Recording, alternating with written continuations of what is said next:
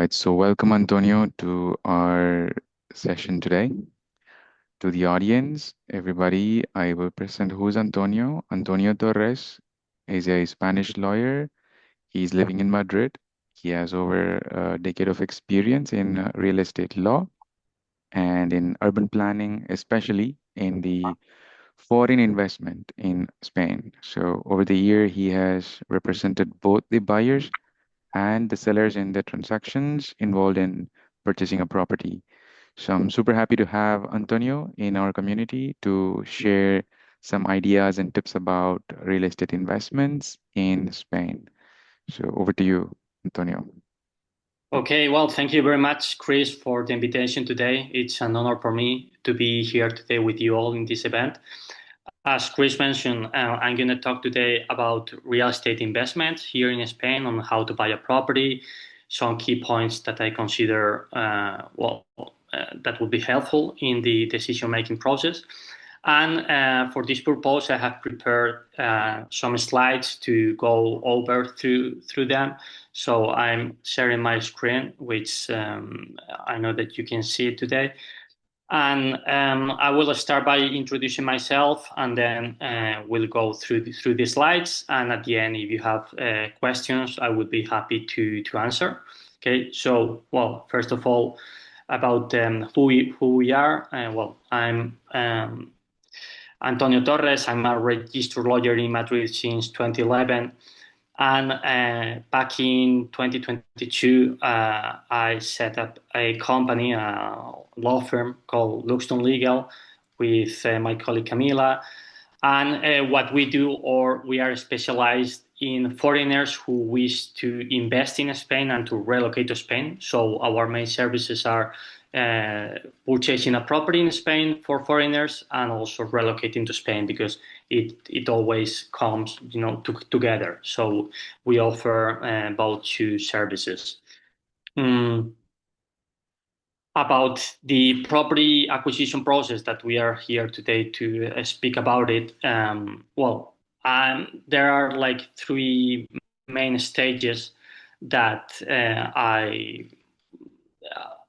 um, I would say, yeah, like these three main stages on buying a property in Spain. That's to take into consideration, although it is not compulsory to meet these three steps. But I think, or summarizing the stages on buying a property in Spain, there would be three main stages, which are the deposit, the arras, and the purchase completion at the notary office. Okay, so when purchasing a property in Spain, once you have found the property that you would like to buy, what the seller or the real estate agent will ask you to do, first of all, is to make a deposit on the property that you would like to buy. The deposit is usually 1% of the purchase price, depending on how much are you gonna buy for it, but it's usually the 1%. And in the deposit, you are mostly required to put the deposit without making a due diligence in the property.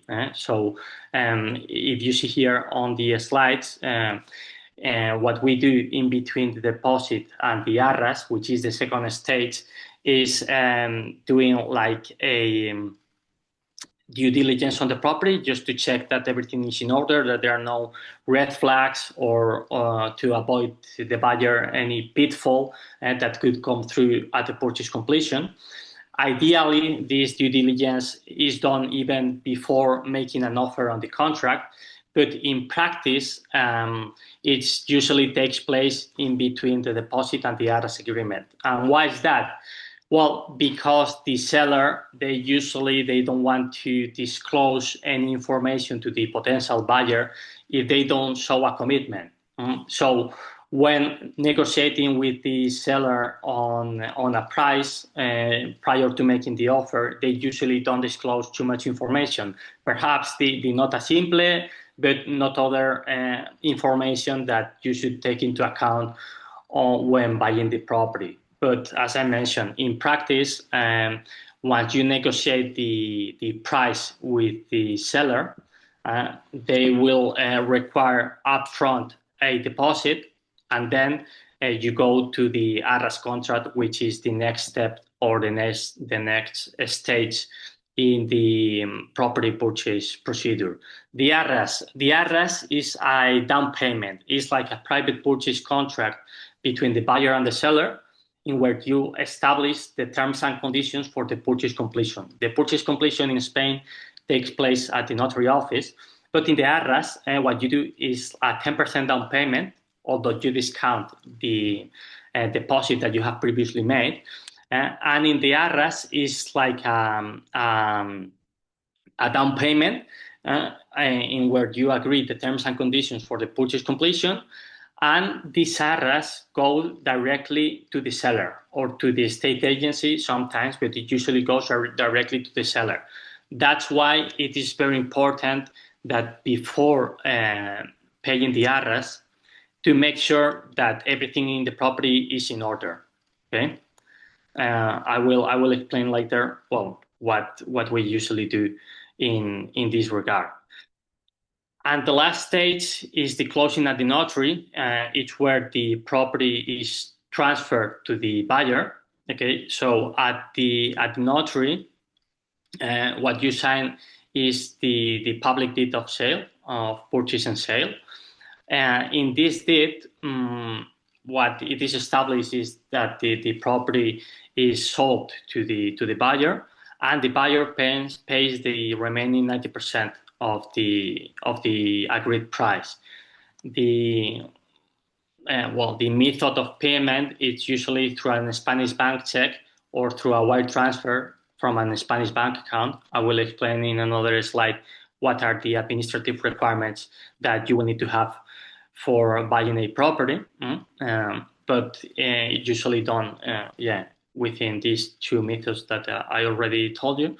And then so once you buy the property at the notary and you acquire the 100% of the ownership of the property, you have to settle the transfer tax, the property transfer tax, which it differs in between the communities. So it's different buying a property in Madrid rather than in Catalonia or in Valencia from a tax point of view, because, for example, in Madrid, what you pay when you buy a second-hand property, it's 6% of the purchase price or of the reference value. That depends a bit on the highest value. The reference value is a value assigned by the administration. So, for example, if the purchase price is, let's say, 500,000 euros, and the reference value is 400,000 euros, what you pay on the property transfer tax at completion is the 6% of the purchase price, because it's the highest value. Okay, if the reference value, which is like a tax value, would to be 550,000 euros, you will have to pay the 6% on the reference value. So that's something to take into account even before purchasing the property, just to make sure how much is the reference value and how much would be the cost that you will have when purchasing the property. Also, as I mentioned, this transfer tax differs on the region. In Catalonia, for example, is the 10%. In Andalusia is 7%, if I'm not mistaken. So it depends on which community you are buying the property, the transfer tax that applies to it. Then, when you buy the property, you are officially the owner of the property. But the thing is that here in Spain, once you buy the property, you register your property or the ownership at the land registry. And why you do that is not compulsory to do that, but almost anyone does it, because it accredits through third parties who is the owner of the property. So almost anyone buying a property in Spain then registers the property at the land registry, so that your right as owner is fully accredited through third parties. This is done after the purchase completion at the notary office, and it takes around 30 days to be fully registered. But as from the moment that you buy the property in the notary, you are the owner. The registration at the land registry is just an administrative issue, uh, but it's something to be taken into account, because sometimes people don't recall that it's better to do that.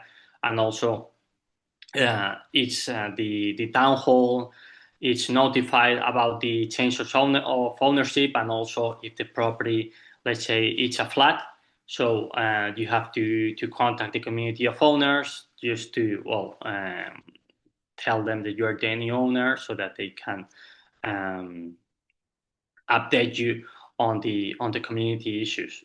Also, it will on the post completion, you must plan for your annual costs. For example, the EB, which is the town hall tax, the community fees, and the non-resident tax that you may pay as an owner of a property in Spain.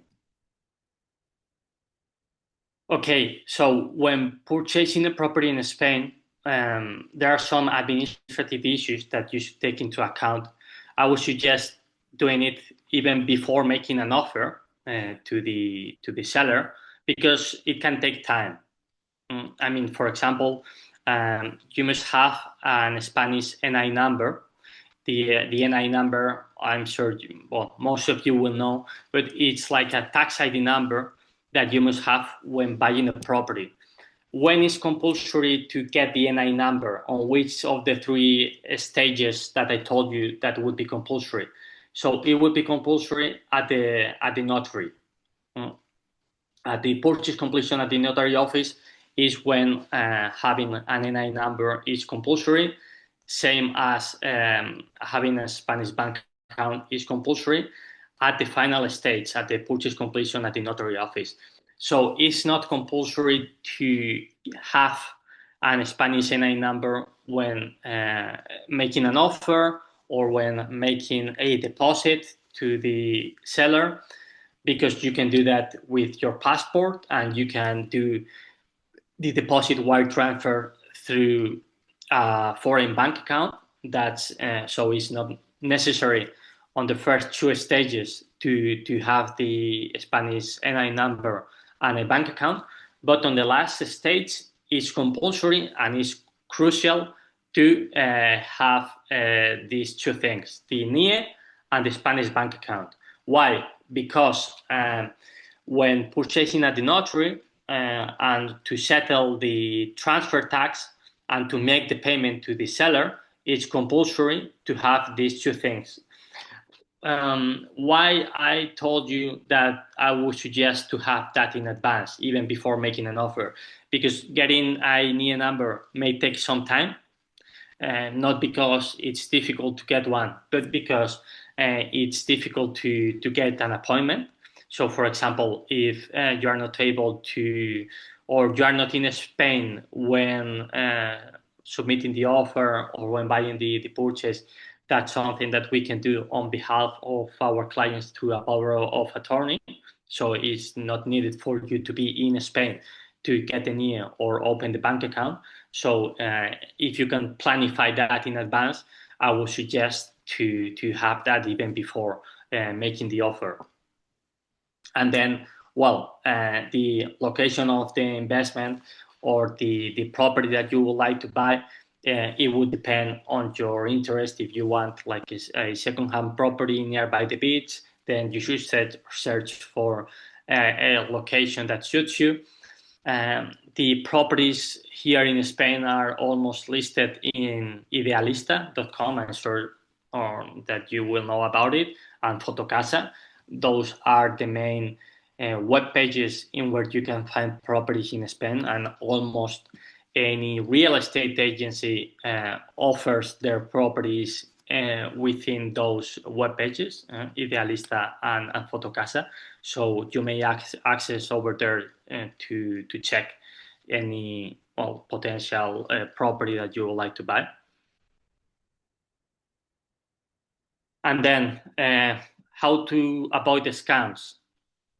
Sometimes you can be a scam because, for example, the properties listed in Idealista may happen that sometimes it's not the owner advertising the property, although they have very good security system just to check that doesn't happen. But just in case, what I would suggest is when you are to make an offer to the seller, or if you do it through the real estate agent, always request the nota simple. The nota simple is a document issued by the land registry in where it is stated who is the owner of the property, the definition of the property itself, how many square meters does it have, and if there are any charges or encumbrances in the property. In that nota simple will help you to know who are you talking to. So if you can get that before making the offer, would be great, because then that's a way to avoid the scam. Another way to avoid the scam is to ask the seller for his ID number or for his ID, just to make sure that it matches what it is stated in the nota simple. And also to make payments through wire transfer, never pay in cash. If you pay in cash, it has to be somehow accredited through a contract.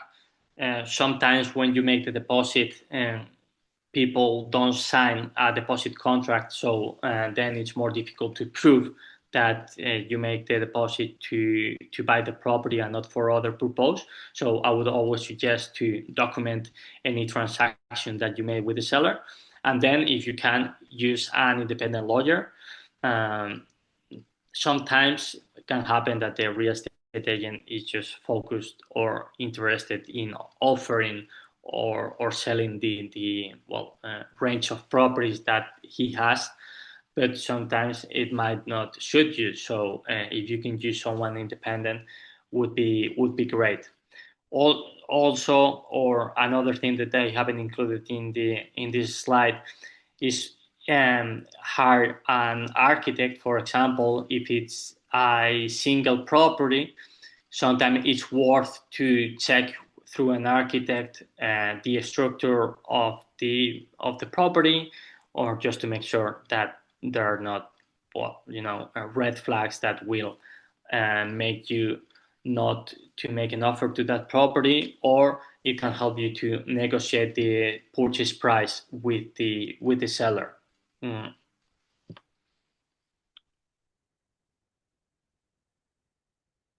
Then on who can buy a property in Spain, any foreigner can buy a property in Spain as of today, even if you are from the European Union or from outside the European Union. Anyone can buy.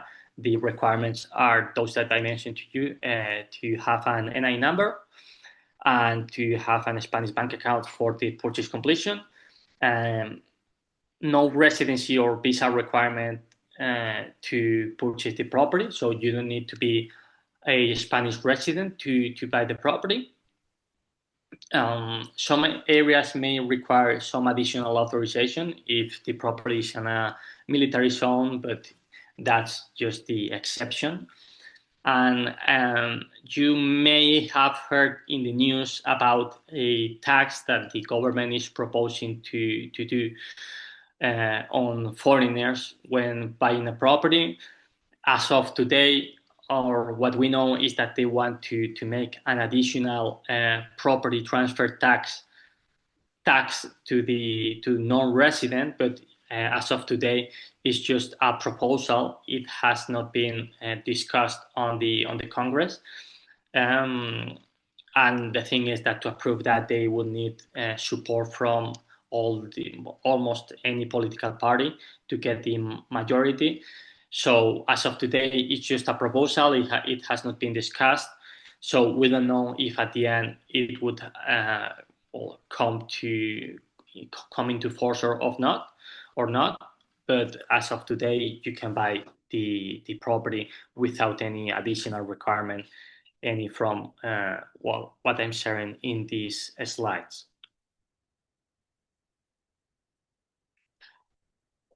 Another interesting thing, or that clients usually ask about, is if buying the property upfront or using a mortgage to buy a property.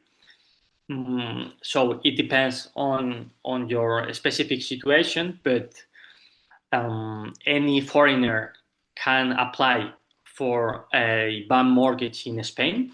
Um, Again, even if you are not resident in Spain, you can apply for a bank mortgage in Spain. Okay, the criteria would be, or what the bank usually asks the non-resident is to provide some financial information such as tax returns and bank statements, so to accredit that the foreigner would be able to pay the to pay back the mortgage. Um, what and like three or no like 5 or 6 years ago, the government issued a law in where the applicant of a mortgage can require the Spanish bank to have the mortgage in their own currency. So, and now what the banks do is that they usually require the foreigner to have his income in euros, US dollars, or sterling. If you have your income or receive your income with other currency, what the banks usually offer is that, for example, you can set up a Spanish company and apply for a mortgage through the Spanish company. Why? Because they offer the mortgage in euros, which is something they are interested. And applying through a Spanish company, if you set up the company and you become the sole shareholder of the company, then you would be like the guarantor of the company that would be paying back the mortgage to the bank. So that's this is like a trick that the bank uses to grant mortgages to foreigners that do not receive their income in euros or in any of the currencies that I just mentioned. So you could also even apply through a Spanish company.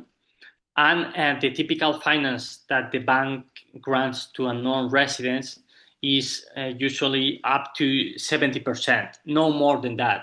For Spanish residents, they usually offer like around an 80%, but for non-residents, they usually finance like around 60 to 70%. It's not usual or typical to finance more than 70% on non-resident. The approval may take several weeks, so I would suggest to even start um, before making an offer. Why? Because if you, let's say that you make an offer, the offer is accepted, and you pay the deposit and the arras, so you would have already invested at 10%, and then you apply for a bank mortgage. If the mortgage is denied or you don't get the mortgage for any reason, you cannot claim the seller the arras back. You can just claim just in certain regions, such as in Catalonia, or if it has been agreed in the ARAS contract. But other than that, you lose this 10% down payment. So that's why it's important to make all the due diligence on, or if you are eager on getting a mortgage in Spain, to at least make sure with the bank that they will grant you a credit, even if you haven't found a property. So you can ask the bank to study your financial situation even before you have found a property. And that's something that I would suggest to do, because the bank takes time, and usually the property purchase procedure, as from when you make the deposit until you purchase the contract, the time frame is usually like 3 months, more or less. So I would suggest to, well, do that in advance, because the bank may take weeks or months to grant the mortgage. Mm. So then, who's eligible for a mortgage? Anyone with a stable income. Um, Also, if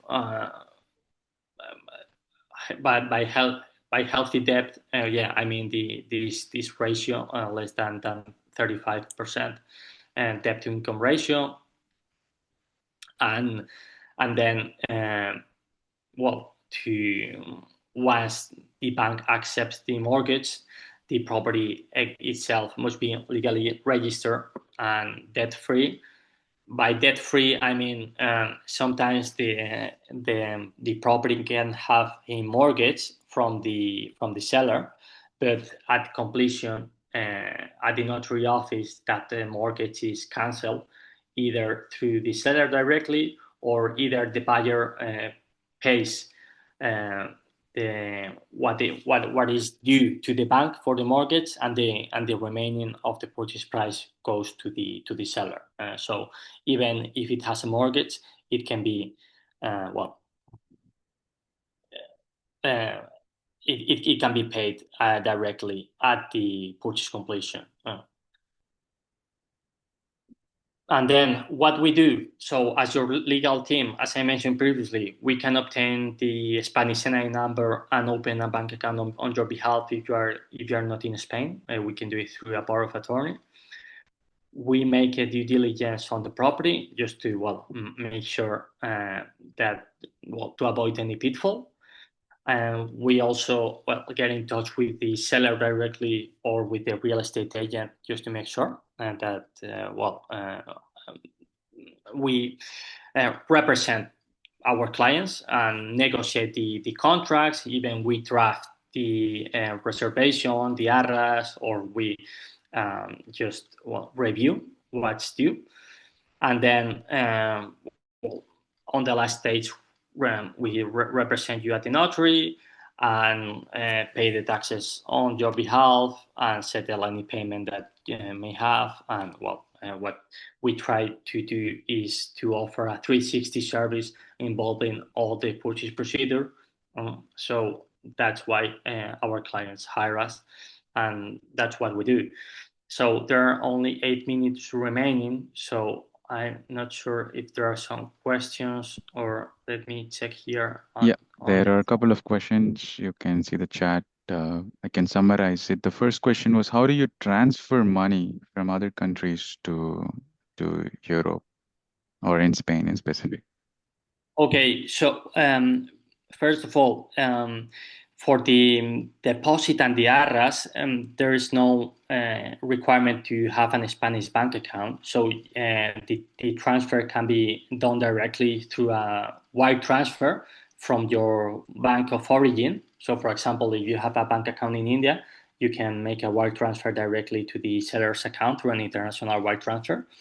And then on the completion at the notary, you must have a Spanish bank account. So the the bank will require some documentation prior to opening the bank account.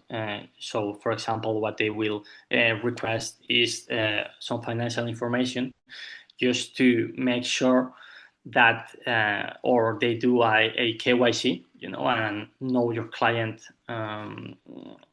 so that to make sure that where the money comes from, and that the potential client is able to pay the purchase price.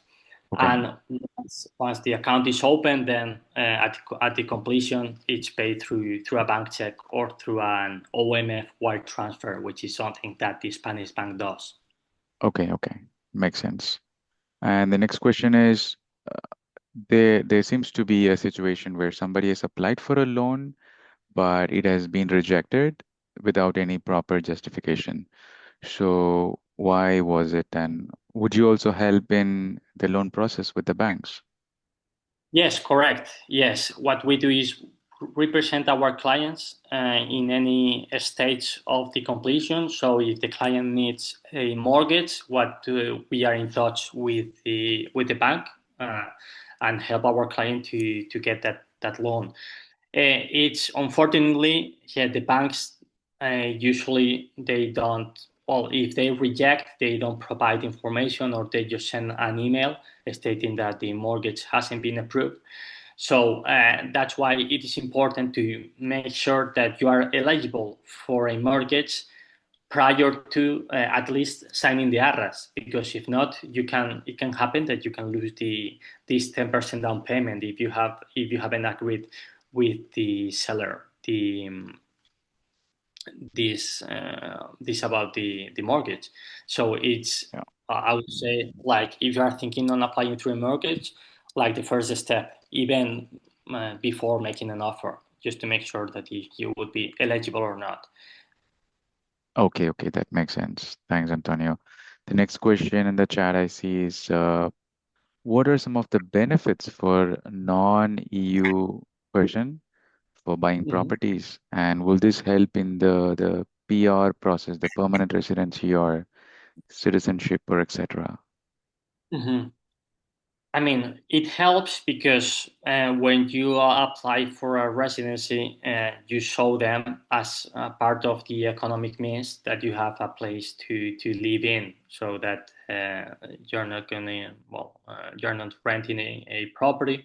So it helps. It's not compulsory to have a property when applying for a permanent residency, but it shows the administration a kind of a commitment with with Spain. So it's like an asset more than anything, but it's not compulsory to buy a property in order to apply for a residency permit. But yeah, I mean, it helps. It helps. Nice, nice. Thank you. Anybody else? Would you like to ask any questions? Feel free to. We Mm-hmm. have like very less time. Probably. Yeah. Mm-hmm. Yeah, I have a question. Uh, Thanks for your presentation. So I'm basically from India. I'm staying in India. I'm in from Spain for more than 5 years.